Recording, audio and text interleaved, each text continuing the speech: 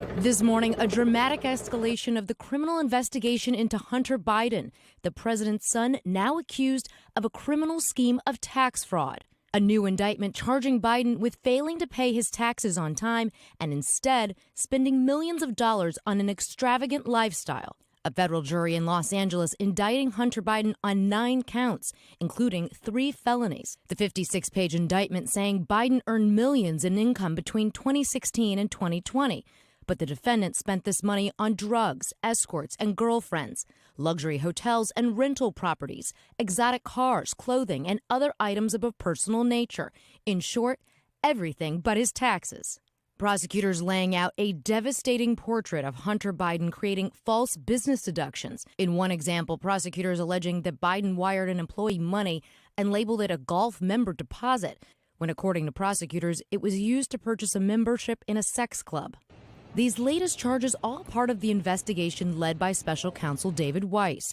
Weiss's team brought federal gun charges against Biden in Delaware back in September. Hunter Biden attorney Abby Lowell said in a statement that if the president's son's last name was anything other than Biden, the charges in Delaware and now in California would not have been brought. President Joe Biden is not mentioned in this new indictment, but the allegations are sure to kick up a political firestorm. The president has held firm in his support of his son in the past. First of all, my son's done nothing wrong. The president now facing the possibility of his son going to trial in 2 places in the midst of his re-election bid. So, Laura, I mean, there was this plea deal. It fell apart. Now here we are. Is there any chance that another plea deal could come along, or is this definitely going to trial? There's always a chance. I don't want to rule that out, but it just seems that they've now reached that juncture where the 2 sides are too far apart. And if you think about it, really, Biden has lost his leverage. Now it's sort of all out in the open. And the idea that this is actually going to go to trial, we've heard some of the evidence now. Those are witnesses. They're going to have to come and testify in open court.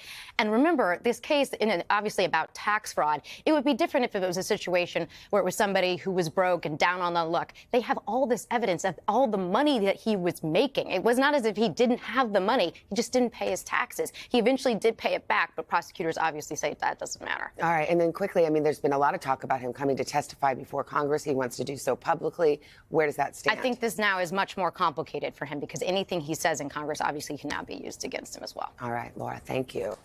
Hey, thanks for watching. Don't miss the Today Show every weekday at 11 a.m. Eastern, 8 Pacific on our streaming channel, Today All Day. To watch, head to today.com/allday or click the link right here.